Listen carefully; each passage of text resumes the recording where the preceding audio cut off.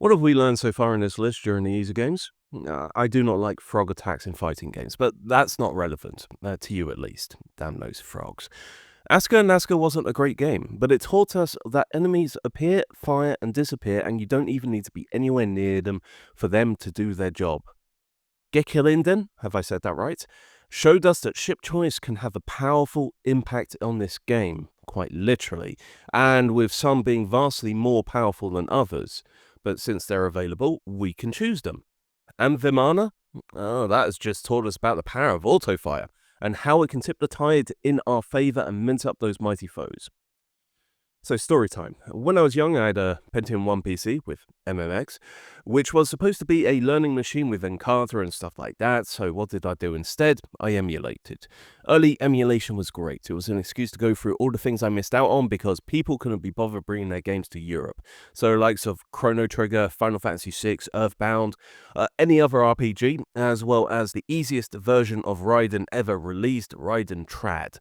But also games which were not available for other reasons, because they were really, really expensive. Good thing Neo Geo emulation was early. Blazing Star is a game I've known for a quarter of a century now, not quite my most popular game from that period, but it was up there with the likes of Metal Slug, Last Blade, and of course Shock Troopers as ones that I kept on coming back to. It's a game that I found myself coming back to every now and then and giving it a couple of goes and then moving on. And since SNK have been better than most when it comes to keeping their library alive, I've done the mini consoles, the virtual consoles, the hamster releases, the phone releases, and anything that happened in between those. I often wonder about a world where the Neo Geo was actually affordable and what that could have meant for 16-bit gaming. Imagine if we got a proper RPG, for example, or someone did a kart racer on it, or even some kind of super scaling. And Blazing Star was a good standard bearer when compared to other pre-rendered games at the time. It was special, so I broke it. Because in addition to all three of these special techniques, there is a fourth, manipulating the difficulty. But I didn't want that to be the star here, so I'm going to play the AES version, and I'm going to play this version because it has a difficulty level above the highest available on the arcade MVS version, that is to say level 8. But this one has no number, it is just called Godly. Am I that? Absolutely not. So we'll just call it, just between us, level 9. And it starts with a ship select. The ship I'm selecting is actually bound for score because of milking strategies, but don't worry, we're not going for score here. And here we select our difficulty onto Godly. The first strategy is to hide. I've picked the blue variant of the Peplo ship to help this strategy out. Unfortunately it's pixel perfect and there, vanished. No one can see me. I'm just going to let this intergalactic war pass me by, and there are fantastic details that should be expected from the Neo Geo at this point, with the ships coming into view from the mothership below.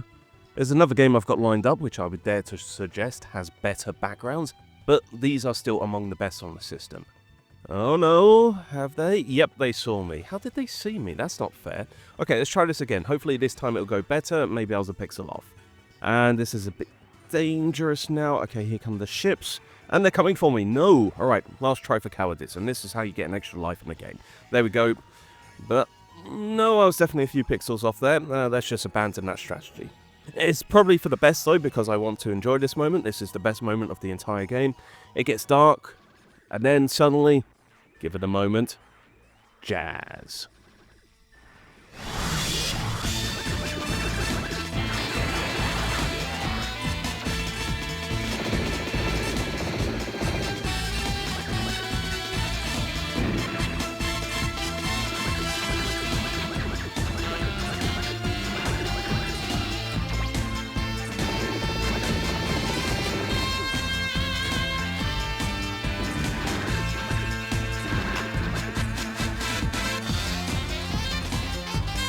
Okay, that's it. It's all downhill from here.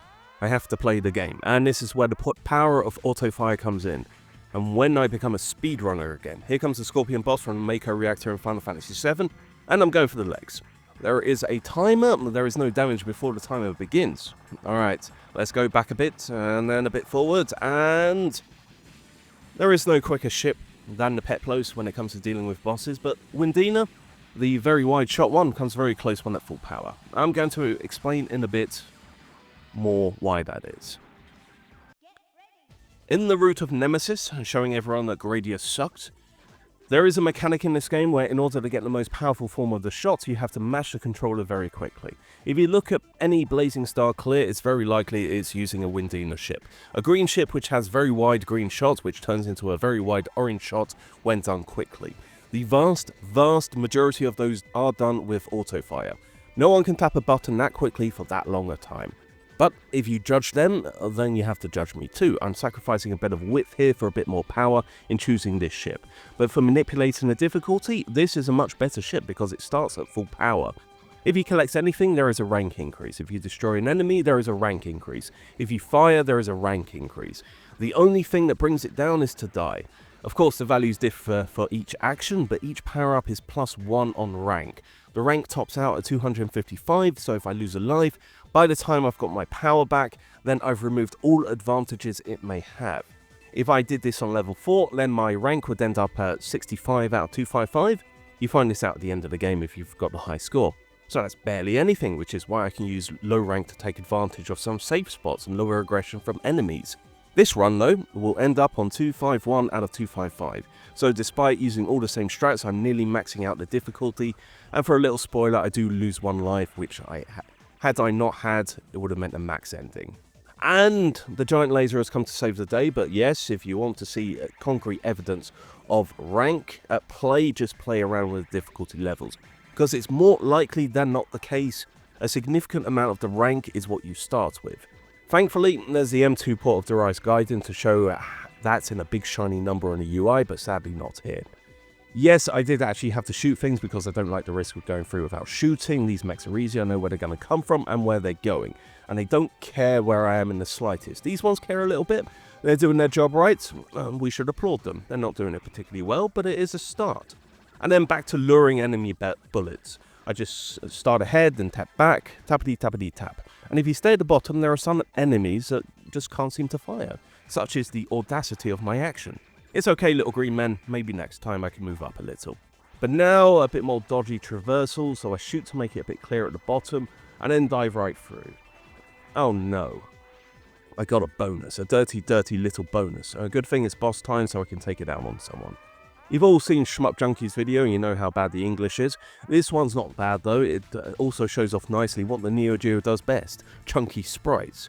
Again, no damage until the timer starts, but I'm aiming my shot anyway because I need to take it apart. Here we go, easy weaving through the seas, need to watch out for the tail though, okay. I have taken apart nothing individually, usually there would be an arm first, fine, we're on to the second phase where the boss becomes a pinball wizard. We have some Taito aim shots coming up, but I have to say, Tommy the Turtle, can you hear me? The turtle is laying eggs, they blast out bullets, it bounces around, but it is quickly done. I feel like a cyclist in the mid-90s. Yes, I won, but did I really? The game has given me a good score regardless, and no one has caught me, as long as none of you tell WADA. The Demon's Ring sounds something not appropriate for this channel. It's not so much a safe spot here, as my own personal corner to blast away in, and here we go, dive in. I don't want to dodge anything, there's also opportunities for slowdown here, so I want to kill things quick. The majority of the enemies are just going to fly above me, fire off a few things, then fly off. But there are things at the bottom, like these things here, they splurt things out, and we're playing on a console based on 80s technology, so it's easier for everyone if we reduce the slowdown and continue the show.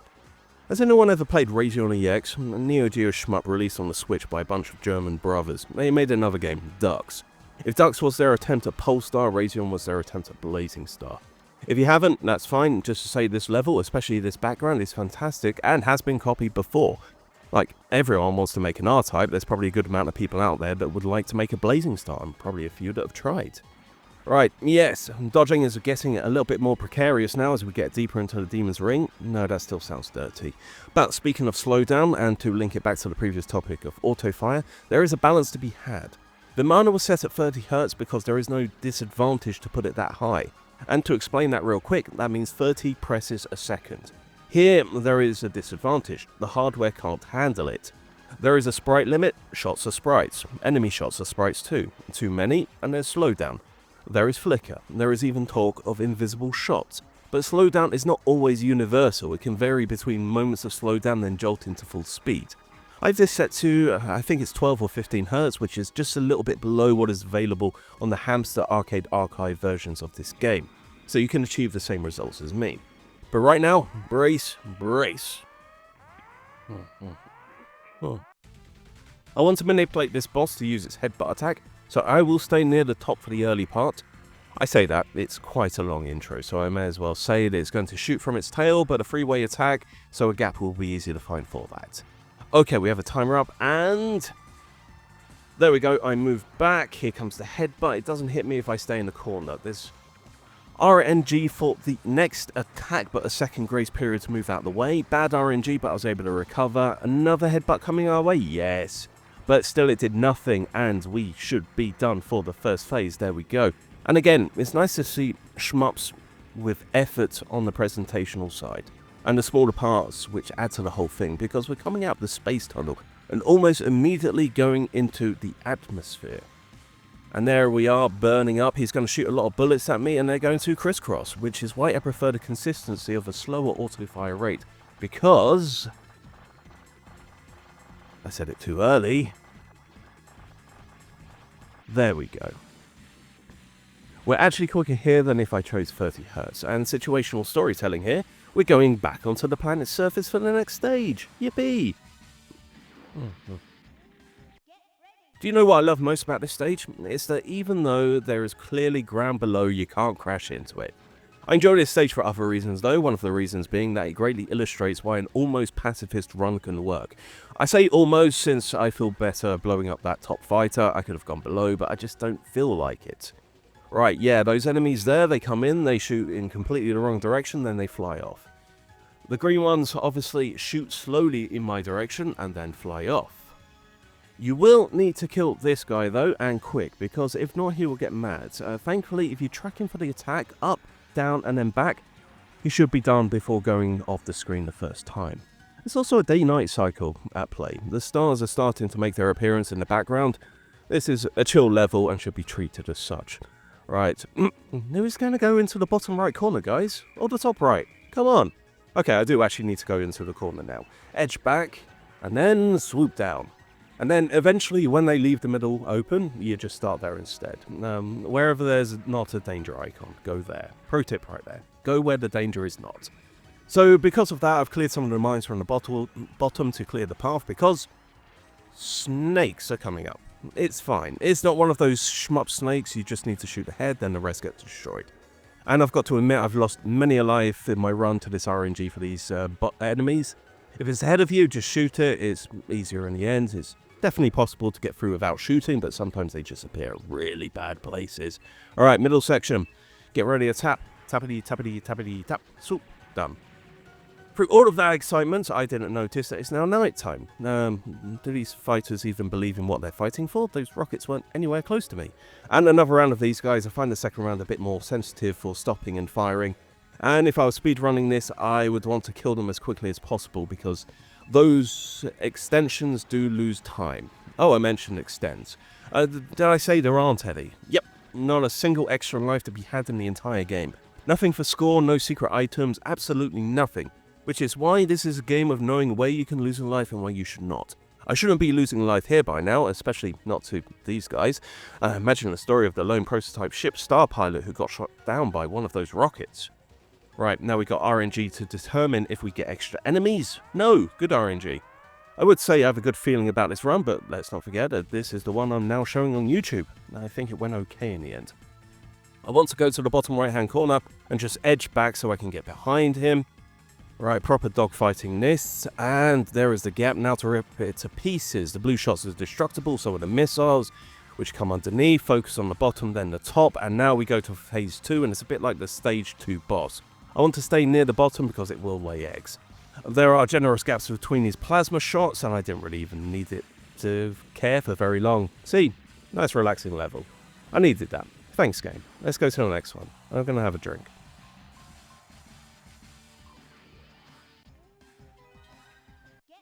Another stage with fantastic music and a typo that should say cliff. It took me a very long time to realise that cliff wasn't actually a word. Every now and then I used to take shmups to speedrun events around Europe, and you need a place to have someone read out some donations or other information like that, and this place has some of the best background music for it. The pink guys are also here, generally being useless still, and we have ourselves some very friendly submarines. I wonder which of these cliffs it's going to appear from. Oh, there it is. The back looks like something I need to shoot at in a Horizon game, but why? He's not causing me any harm, he's even waving to everyone at home. Hello, submarine! Say hello everyone at home, but he's gone. It's because this is not a very interesting level again, and you can't have two in a row. That's bad for business. But the next two stages more than make up for it. There is a combination here between enemies which follow set paths and those which are calculation based. For the latter, I don't want the process of thinking too hard, so I'm just going to destroy them all. And this is where I ask for donations. I did this last year for a German event in Dusseldorf anime convention. The host just disappeared, which is always a nice moment when you're planning to run a shmup and commentate at the same time, that the support staff just vanish. Still, got the live 1cc though. Right, I think that's enough shooting for the time being. Let's relax a bit with hanging out at the bottom of the lake. I'm going to do my stage 3 tactic of just shooting ahead, and anything which flies above me will just ignore me. And look at the complete absence of slowdown there, mission accomplished. In terms of avoiding slowdown, just let these little bugs do their thing, because it's a combination of different sprites. It really doesn't like it when you destroy it and have to do separate explosion animations. I think it also causes revenge bullets as well, so yeah. They go back into the mountain and they have a good time. Remember our friendly sub? Here's his evil twin. Pro tip, shoot his booty. Well, if you want to destroy it, that is. I forgot I did this, clearly saving my energy for the boss. It's been such a long journey in this stage. We've passed from winter into summer. What wonderful greenery is there waiting for us. And what a wonderful waterfall as well once the evil twin disappears. Video games of course taught me to look behind every single waterfall, but this is an auto-scroller, so it's not as if I have the choice. And I try to do this as quietly as possible, I promise you. But the game seems to think otherwise. So while it will eventually complain about my actions, I will need to manipulate the enemy to fall either to the right or to the center so I can get a few quick shots in as it descends. That's why I'm a bit twitchy right now, I can't remember when it falls. Right, there we go, so it reappears from this point. I track it up, and no worries for this part, it always comes down from the middle here. I need to take care of the turrets and any missiles which may come my way. And I need to track it down as much as possible as it descends. Every shot counts, because I don't want him getting out of this water. There we go. If it got a bit higher, then there would have been a dangerous shot, but he didn't. So we move on, and to where I'm going to lose a life. Where we're all going to lose a life at one point or another. It is inevitable. Why does everyone want to be R-Type? I thought they had enough with Polestar. Right, contrary to the hollow streets, in the Wicked Maze the floor does hurt. This is where Windina comes in handy, because Windina is a much slower ship than Peplos, and I need that level of control at times. We see the pre-rendered windmills above. What better hazard to have than something with a conditional hitbox depending on the rotation. I'm not really bothered about rank at this point. I know what needs to be done by now, so I'm just going to shoot most things. Especially the spider tanks, which always reminds me of the short-lived 90s anime New Dominion Tank Police. Maybe Ghost in the Shell was a better reference here, but that didn't have a catchy theme tune. This will be another part where a slower auto-fire rate is actually beneficial, because at times there will be a lot of things to destroy and we will need to reduce the number of sprites, and therefore the amount of slowdown. Here in particular, the turrets are gone, but the purple guys have revenge bullets or revenge shrapnel, each of those bringing a bonus sprite, and somehow I am navigating my way through all of this.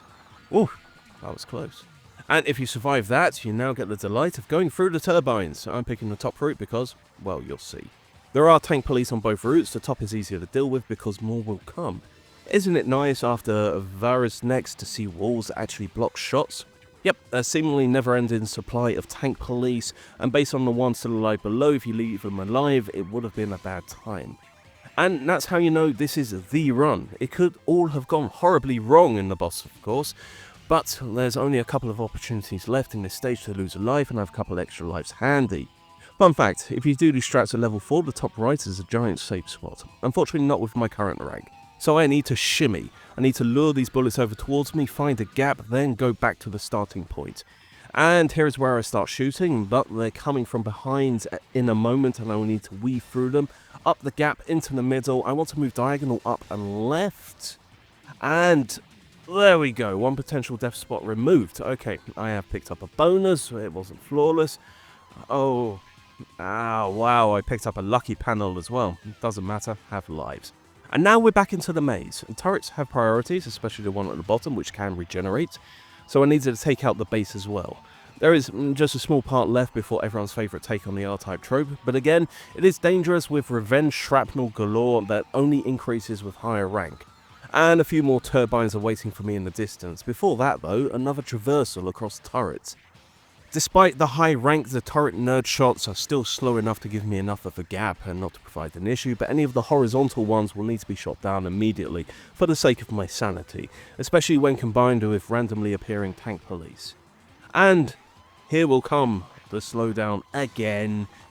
I need to stress this, doing a high rank with a high autofire means this section is a nightmare with the inconsistency. Okay, we have our last wave of enemies there, and one last shot they're going to take off. One turbine, and the last turbine, and we are through. The stage is done. Now just the small matter of the boss. For anyone that has never seen this far in the game before, the message has a bit of a spoiler, not for the individual ships, but for the combination. We're battling a frickin' armada with a capital ship. I want to lure the bullets to the bottom right, and then crawl my way back, especially with this new ship coming in, which will start shooting shortly. Alright, there goes one ship for the giant laser, and the slowdown does help a bit to get the bullets aimed where I want them to. Okay, to the top right I go. Not to the extreme corner, of course, that would have been silly, I would have been dead. Now, little taps to the bottom, there are shots in other directions to make it a little bit more complicated to maneuver, but it should be fine. I need to keep the middle free because, well, here comes a friend. Now we're going to do a little dance. For a brief moment, I need to make this little corner my own and dodge in this box. And out of them now comes the plasma balls. I need to move to the extremes of this box and then back again. There is more of a gap between the shots in lower difficulties, but one has decided it has had enough, and that is great news. Will the other one please go away? Nope, but great news folks, it's worth to start shooting again. Again, things are not going to run full speed, but I want to lure the bullets to extremes to create a gap to navigate through. Point blanking is the only option here, and thankfully it's a great tactic. Now, time for the line. Since R-Type did it in 1987, it's become a bit of a trope in shmups that instead of a normal stage, you get a stage where you have a giant ship to take it apart piece by piece. And Blazing Star is such a fantastic game that it instead gave you an entire stage, and also gives you a boss which lasts an entire stage at the end, with a giant ship to take apart piece by piece. Aren't Yuma Kobo the best? It's a shame now to finish up with Prehistoric Isle 2. Now it's time for point blanking ship parts. Because some of them are a bit finicky about where the shots need to come from, but not so much this one. It just takes a while, but in return we get poorly aimed Taito shots, clearly being manned by the same pool as the pink ships with the missiles. Now I'm just getting as close as possible, the shots won't touch me or really get anywhere close, just need to wait it out. And now we're on to the next piece. Just hang out here until it comes into view. We're nearing the rear of the ship though, where it starts to get a bit tricky, and we get our next opportunity to lose a life. Come on engine, come on, go, go, go, go. Thank you. There are going to be lasers launched at me, I need to time it right. The mechs don't help, but thankfully they're very predictable from where they come from. Okay, 1, 2, 3, 4, up we go, up and around, and back and dead. Almost. So that little bit to the left of where the missile launcher has no collision. It's the perfect place to sit and take care of the two launchers. So I died, but Gradius Syndrome this is not, but only with this ship. I start each life at full power. I need to remind ourselves the point of all of this is so that we don't have to pick up items which increase rank more than necessary. The giant ship is gone and now back to the stragglers. Here comes the purple. It only shoots from the side, so I'll stay in the middle. No, I won't. I'll go to the bottom. The death has reminded me of danger, and that ships have trouble shooting at you if you're at the very bottom. Time for a little dancing. Round and round we go.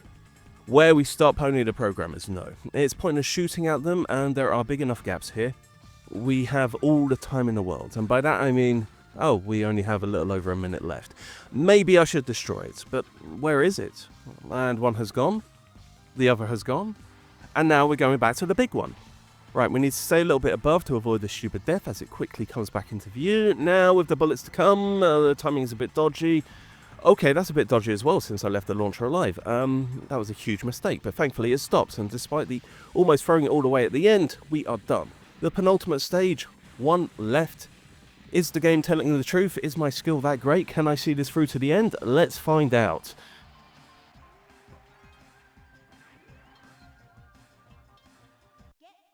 The first time I ever played through this stage, I never thought about what lay ahead of me in life. I never thought about the responsibilities which are about to come my way. I played this as the father of a very young child, so yeah. For other parents who are watching, this might seem weird, because we're going to have to kill a giant space baby. Not immediately though, because the chamber has a penis-shaped appendage that we'll have to take care of first. Right, we have to move just a little bit back, lure the bullets, and done. And this penis has apparently brought the baby to life. What the hell am I saying? Doesn't matter, we're transferring us and the baby to the womb. This was so cool the first time and so very weird now. We're shooting the baby in the face. Right, next phase, and the baby has assault rifles. To the back I go, so I can weave through these bullets. It should be fine though, but you never know when there's a twitch too far. And, oh no, he's going on to his next. Phew, missed that one. Next phase. And as is customary, he has now become an Akira baby. The first thing to do is get rid of the appendages, which aren't penis-shaped this time. I'll switch between one and the other depending on the gaps offered to me by the giant plasma balls. Usually I'll go up and down, that should be fine. If possible though, I want to get rid of the top first, which is why I'm focusing on it more than the other, because we've started the trip. One appendage down and the other is gone. Right, we need to make a trip around the Akira baby. We need to avoid these shots going straight for us by swooping down. Akira baby has started giving birth to a plethora of space babies. I need to get through this rush hour of space babies. I need to get back to shooting the mama space baby in the face. Oh no, these bullets. Swoop back, hope to get to it before the next attack. And no. Phew, we've done it. Only one life lost, max starting difficulty. That was Blazing Star. Oh, there is the baby crying on the ground. I feel terrible. If you have kids, give them a hug, protect them at all costs from lone space pilots, make sure they don't turn into Akira monsters. And now we have story time. It was destroyed, Brawlhalla, the evil weapon, as the ringleader.